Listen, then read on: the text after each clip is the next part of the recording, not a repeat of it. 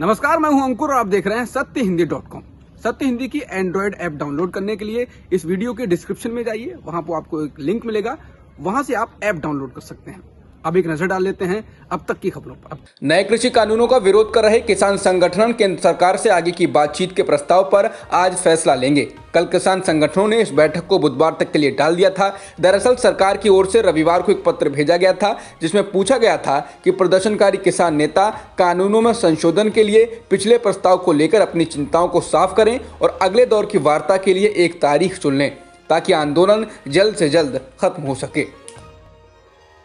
दिल्ली के सिंघू बॉर्डर पर एक प्रेस कॉन्फ्रेंस को संबोधित करते हुए किसान नेता कुलवंत सिंह संधू ने मंगलवार को कहा कि किसान ब्रिटेन के सांसदों को पत्र लिखकर अपील करेंगे कि वो अपने प्रधानमंत्री बोरिस जॉनसन पर 26 जनवरी की गणतंत्र दिवस की परेड में शामिल न होने का दबाव बनाएं। जॉनसन अगले महीने होने वाले आयोजन के मुख्य अतिथि होंगे। जम्मू और कश्मीर के जिला विकास परिषद की 280 सीटों के लिए हुए चुनाव में फारूक अब्दुल्ला के नेतृत्व वाले 7 पार्टियों के गुपकर गठबंधन को सबसे ज्यादा 100 से अधिक सीटों पर जीत मिली है, जबकि 12 सीटों पर आगे चल रही है। 74 सीटों के साथ बीजेपी अकेली सबसे बड़ी पार्टी बनकर उभरी है। बीजेपी ने पहली बार कश्मीर घाटी की 3 सीटों पर भी जीत हासिल की है। जम्मू और कश्मीर में पहली बार डीडीसी चुनाव हुए हैं। अनुच्छेद 370 को निरस्त किए जाने से पहले जम्मू और कश्मीर में त्रिस्तरीय पंचायत प्रणाली नहीं थी। केंद्र की नरेंद्र मोदी सरकार ने बीते महीने जम्मू और कश्मीर पंचायती राज अधिनियम 1989 में संशोधन के लिए अपनी सहमति दे दी थी। अब इन चुनावों के जरिए जम्मू क्षेत्र के 10 और कश्मीर घाटी के 10 समेत कुल 20 जिलों में डीडीसी का गठन किया जाएगा। जम्मू कश्मीर में 8 चरणों में हुए डीडीसी चुनाव 28 नवंबर से शुरू हुए थे। जम्मू और कश्मीर क्षेत्र की 140 सीटों पर चुनाव हुए थे। डीडीसी चुनाव में अधिकांश सीटों के रुझान उम्मीदों के मुताबिक ही रहे।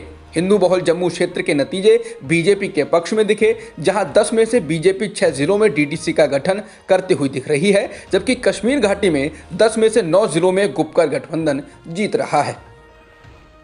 जम्मू कश्मीर में डीडीसी चुनाव के नतीजों को गुपकार और बीजेपी दोनों ही अपनी अपनी सफलता बता रहे हैं। बीजेपी ने चुनाव के परिणाम और भारी संख्या में मतदान को गुपकार गठबंधन के विचार के विपरीत बताया है, तो गुपकार गठबंधन का कहना है कि जनता ने राज्य को 2 केंद्र शासित प्रदेशों में बांटने और विशेष राज्य के दर्जे को खत्म करने की केंद्र सरकार के कदम के खिलाफ अपनी राय दी है।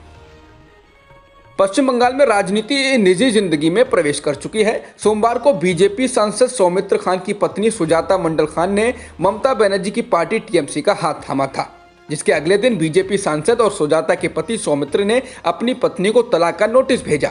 इसको लेकर सुजाता ने बीजेपी पर हमला बोला है। उनका कहना है कि बीजेपी उनके पति को उनके खिलाफ भड़का रही है।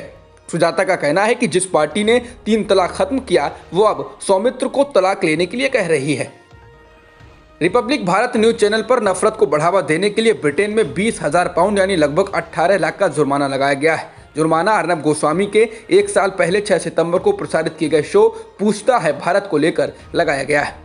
ब्रिटेन में संचार माध्यमों पर नजर रखने वाली संस्था ऑफकॉम ने कहा है कि रिपब्लिक भारत के शो ने नियमों का उल्लंघन किया है। शो में बिना मतलब के पाकिस्तान के नागरिकों के खिलाफ नफरती बातें कही गई थी, जिसके बाद world view media network limited के खिलाफ आदेश जारी किया गया है। World view media network limited Republic Bharat Hindi news channel को ब्रॉडकास्ट करने का लाइसेंस रखने वाली कंपनी है। नए किस्म के कोरोना संक्रमण की चिंताओं के बीच अगले साल फरवरी तक सीबीएसई की कोई भी परीक्षा नहीं होगी। केंद्रीय शिक्षा मंत्री रमेश पोखरियाल निशंक ने इसकी घोषणा की है। उन्होंने ये कहते हुए ऑनलाइन शिक्षा के विकल्प को खारिज कर दिया कि कई स्कूल ग्रामीण क्षेत्रों में भी हैं। प्रयागराज जिले के फूलपुर में स्थित Indian farmers fertiliser cooperative limited यानी इफ्को में मंगलवार देर रात प्लांट की यूरिया यूनिट में अमोनिया गैस का रिसाव होने से 2 अधिकारियों की मौत हो गई, जबकि कई लोग बीमार हो गए। बीमार लोगों को अस्पताल पहुंचाया गया है, जिनमें 14 लोगों की हालत गंभीर बनी हुई है। भारत में एक दिन में करीब 24,000 कोरोना संक्रमण के मामले दर्ज किए गए हैं और 333 लोगों की जान भी गई है, जिसके साथ ही देश में कुल संक्रमितों का आंकड़ा 1,99,00,000 के पार हो गया है और मृतकों की संख्या भी 1,46,000 के पार हो गई है। फिलहाल एक्टिव मामले 2,89,000 से अधिक हैं। अब तक की खबरों में इतना ही। बाकी खबरों के लिए बने रहिए सत्यहिंदी.com के साथ। सत्य हिंदी का ऐप डाउनलोड करें गूगल प्ले स्टोर पर।